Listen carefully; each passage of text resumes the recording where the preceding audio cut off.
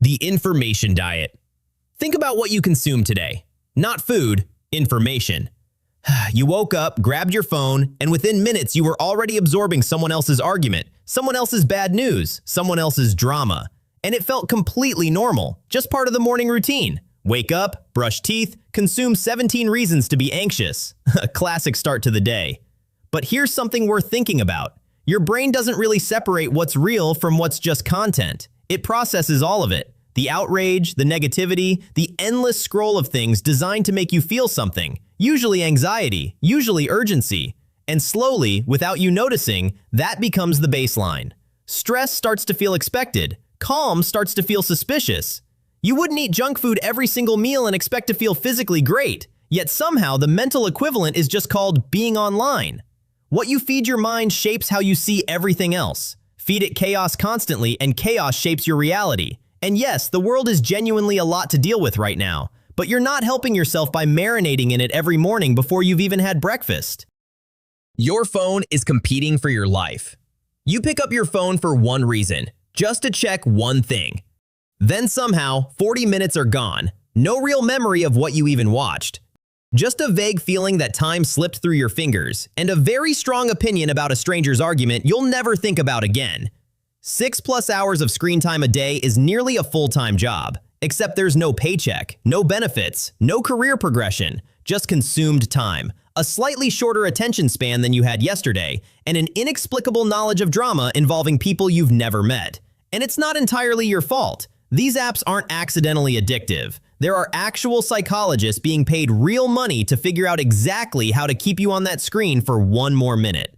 The notifications, the perfectly timed content, the endless feed, none of it is random. You are not mindlessly scrolling. You are the product of an entire industry built around making sure you never stop. Flattering in a deeply unsettling way. The lesson isn't to throw your phone into the ocean. It's just to be aware that every time you pick it up, something on the other side is actively working to keep you there. Knowing that changes how you use it. The Hedonic Treadmill. Think about something you really wanted not too long ago. A new phone, a certain amount of money, a specific job. At the time, it felt like everything. Once you got it, you'd finally feel settled, satisfied, done. Then you got it.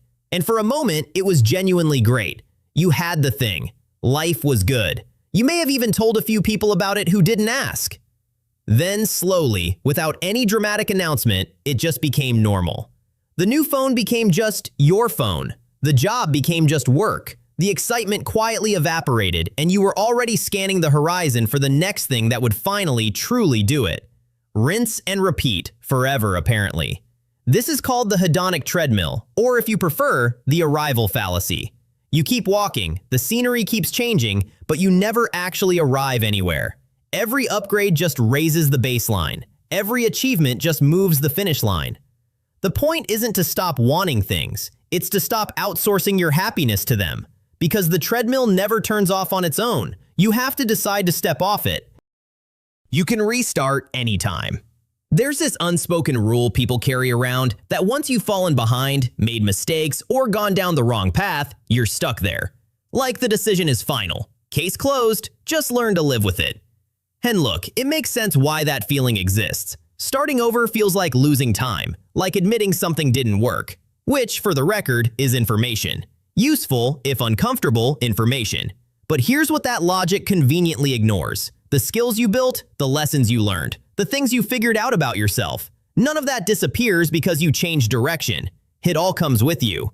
You're not starting from zero. You're starting from experience, which is a completely different thing. There's no official schedule you're running behind on. No universal timeline that says you should have figured it all out by now. The only thing that keeps you stuck is the belief that you actually are. Changing direction isn't failure. It's just updated information. Your thoughts shape your reality. Two people can go through the exact same experience and walk away with completely different lives because of it. One loses a job and spends months convinced they're not good enough. The other loses the same job, figures out what they actually want, and ends up somewhere better. Same event, completely different outcome. The only real difference was what they decided it meant. The way you talk to yourself about what happens to you becomes the story of your life. And stories, once you've told them enough times, start to feel like facts. If you frame everything as a loss, life starts to feel like one long losing streak. If you treat things as feedback, suddenly everything becomes useful, even the genuinely bad stuff. This isn't toxic positivity. Nobody is suggesting you celebrate every setback with a smile and a journal entry. It's just that the interpretation you choose has real consequences. And lucky for you, you do get to choose it.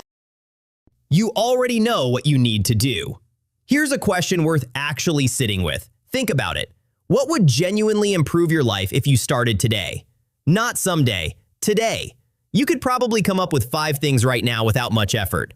Sleep earlier, move your body, eat something that didn't come out of a bag, have that conversation you've been avoiding for 3 weeks, pick the thing back up that you quietly abandoned and told yourself you'd return to.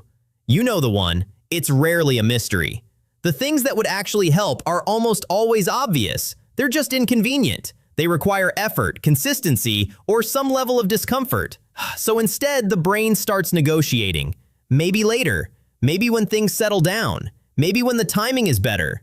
The timing, for the record, is never better. The brain is also a fantastic liar. The gap isn't between you and the answer. You already have the answer. The gap is between knowing and actually doing something about it. And only one of those options moves anything forward. The first step is the hardest. Think about the last time you had to start something you really didn't feel like doing.